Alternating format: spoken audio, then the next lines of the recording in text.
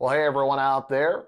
Thanks for choosing our short explanation of the game Explorers of the North Sea. It's one of three in a trilogy set. It's Chris here from JMNC Games, and today we are building a world of islands for Vikings to explore, collect livestock, raid settlements, and construct outposts. The game is for 1 to 4 players, ages 12 and up, and the average game time is just about 45 minutes. Now, if you haven't already done so, please take a moment to like and subscribe to our channel. We greatly do appreciate that. It sure does help us grow. And you can also find us on other social media platforms like Instagram and Facebook. Now let's dive in and take a look at what's inside the box. There are 2 starting boards, 48 tiles, 26 livestock. There are 6 different kinds. 4 longships, 1 color for each player. 28 Vikings, 1 color for each player. 12 enemy ships, 14 settlement tokens, 20 outposts, 11 captain's cards, the score pad, and the winter token, also known as the last player marker. To set up, take one of the starting boards, choose a side, and place that side face up in the center of the playing area. Return the other board back to the box. Take the settlement tokens, shuffle, and place them face down to the side of the playing area. Take the enemy ships, shuffle, and place them face up to the side of the playing area. Take all of the livestock and place it to the side of the playing area. Shuffle the tiles. Deal 3 to each player face down. Players may look at their tiles but not show them to their opponents. Take the remaining tiles and create a draw pile to the side of the playing area. Shuffle the captain's cards and deal 2 to each player. Players may look at these 2 cards. They need to decide which captain they will play with for the game. Mostly they should take note of the special abilities that the captain has located here at the bottom of the card. Once they have made their decision, return the non-selected cards back to the box and flip over your captain in front of yourself. Take the longboats and place them on the starting tile on the mainland. Place 2 Vikings into each of the boats. Place the remaining Vikings onto the mainland. Choose a player to be the first player, and the person to their right will receive the winter token. On a player's turn, there are 3 parts to their turn. They need to complete these 3 parts before the next player is to begin. First, they must place a tile from their hand into the playing area. When placing the first tile, it must connect to the starting board. After that, all tiles must be placed to connect with either the starting tile or a tile that has already been played or the starting board.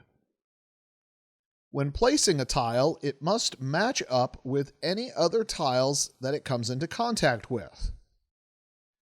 If the tile does not match up, it cannot be placed there. Also, no tiles may be placed so that it comes into contact with the mainland. You can connect here through here, but you cannot touch this part. Once you have placed your tile, you now look at any artwork that is on the tile. If there is an enemy ship indicated by this symbol, you select one of the enemy ship tiles and place it face up without looking at it onto the symbol of the tile. If there is a picture of a settlement, you select one of the settlement tiles at random. Take it, flip it over, and place it on the settlement. If there is a picture of livestock, take one of the corresponding livestock tokens and place it on that symbol on the tile. Once these steps are completed, you now move into the next phase of your turn, which is taking actions. You can take up to 4 actions within a turn. Your captain's card will remind you what actions you may take. They are load a ship, unload a ship and/or deliver livestock, move a ship and or destroy an enemy ship, move Vikings and or raid a settlement, move livestock, and construct an outpost. This takes up 2 actions of your 4. We'll now go through and explain each of these in further detail.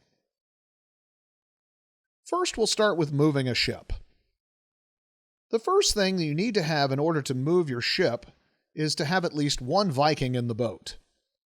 If there is at least 1 Viking in the boat, you can move the ship. Otherwise, your ship is stuck. To move your ship, simply move it from one water space to another water space on an adjacent tile. Each time you move from one tile to another counts as 1 action. And regardless of what you've seen on the TV show Vikings, the ships cannot pass over the land. If there is an enemy ship on a tile, your ship cannot enter this space unless you have 2 Vikings in the boat. If you do, you can take your ship to this tile and crush the enemy ship.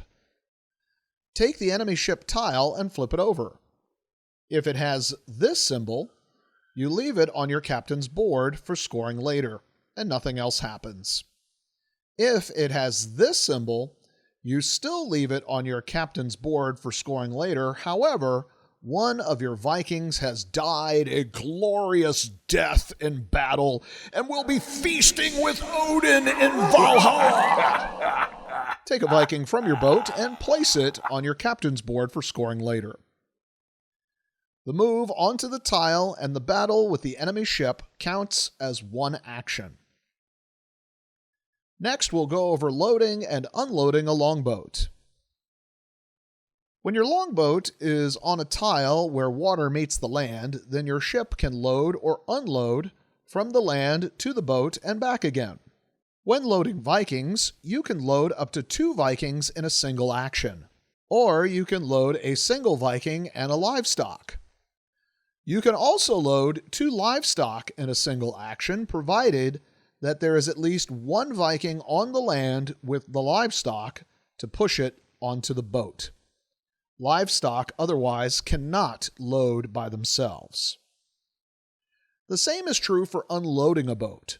You can move up to 2 Vikings in a single action by moving them from the boat to the land, or a Viking and a livestock.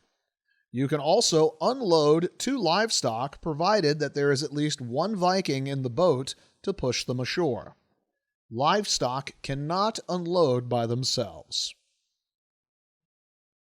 Next is moving Vikings or livestock on land, which is very similar to loading and unloading from the boat. When a Viking is on land, you can move them to the next connecting land tile, and it will count as 1 action. You can move up to 2 Vikings in a single action, or a Viking and a livestock. Livestock must always be accompanied by a Viking. They will not move on their own. Also, just because you move a livestock doesn't mean that they belong to you. If you move a livestock to a tile where another player is, there is nothing to stop that player from also moving the same livestock. One of your objectives for this game is to collect livestock and ferry them to the mainland. Once you unload a livestock to the mainland, you take that animal and place it on your captain's card for scoring at the end of the game. Another task you can accomplish while on land is raiding a village. When a village is discovered, it gets one of these red tiles with a number on it. If you are the first player to have that many Vikings on the same tile as the village, then you have raided that village and will collect the tile to place on your captain's card. So when you move onto the tile and raid the village, it counts as 1 action. Finally, another option you have on the land is constructing an outpost. To do this, it will cost you 2 of your 4 actions on your turn. If there are 3 tiles of land connected at one point and a player has 2 Vikings present on the land, you can construct an outpost.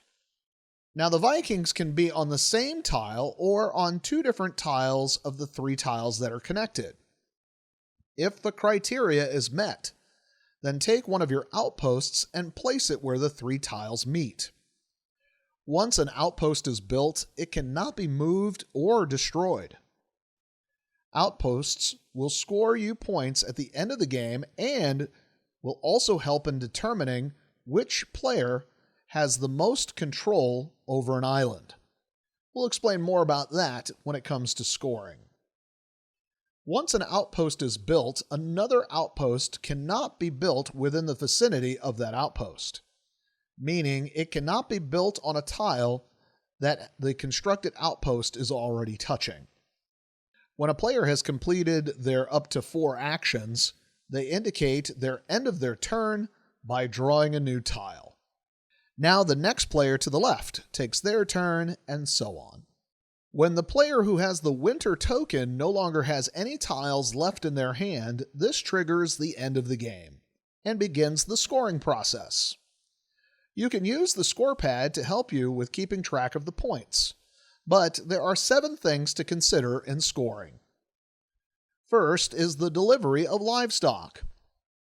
Take all of your livestock and place them into groups of unique animals.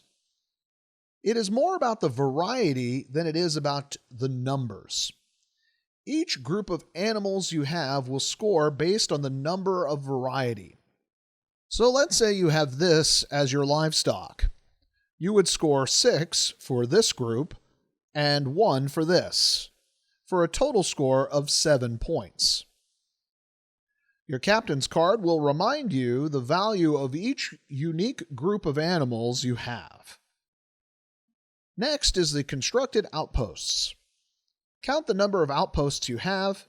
See your captain's card to see how many points you collect for that many outposts. Tally the total number of destroyed enemy ships. You get 1 point for each that you have. Take all of your rated settlement tiles and tally the number on the tiles. That is how many points you score for this section. Now, how many dead Vikings do you have? The more you have, the more points you will collect. You get the number of dead Vikings times the number of dead Vikings. So if you had 1, it would be 1 times 1. If you had 2, it would be 2 times 2. And if you had 3, 3 times 3, and so on. The controlled islands is probably the most difficult part of scoring. First, you have to determine what is an island. The island is a landmass that is completely surrounded by water. If a landmass is not surrounded by water, then it will not count in the scoring.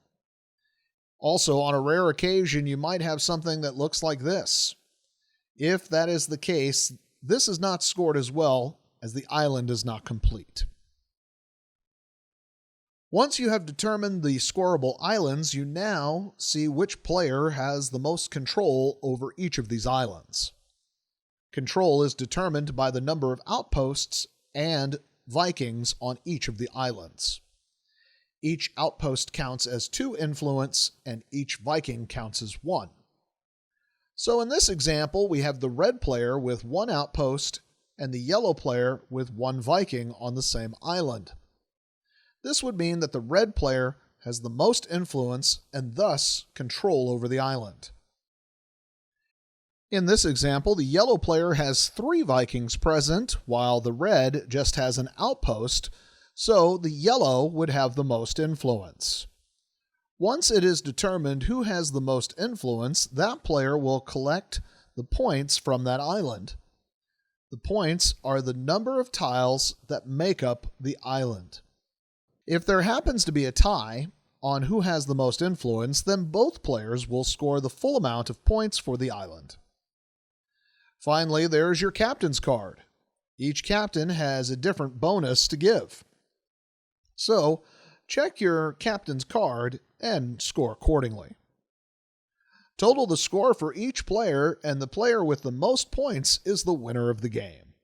If there is a tie, whoever has the most Viking deaths is the winner, and if it's still a tie, whoever raided the most settlements. Not the value of the settlements, just the total number of settlements. And so that's Explorers of the North Sea. Thanks for joining us today. We sure hope you enjoyed our short explanation on Explorers of the North Sea. And if you did, if you could give us a like and subscribe, we greatly do appreciate that. If you got any questions on the game, feel free to drop them down in the comments below, and I'll be sure to answer those as quickly as I can. Well, now we know the basics, so let's play.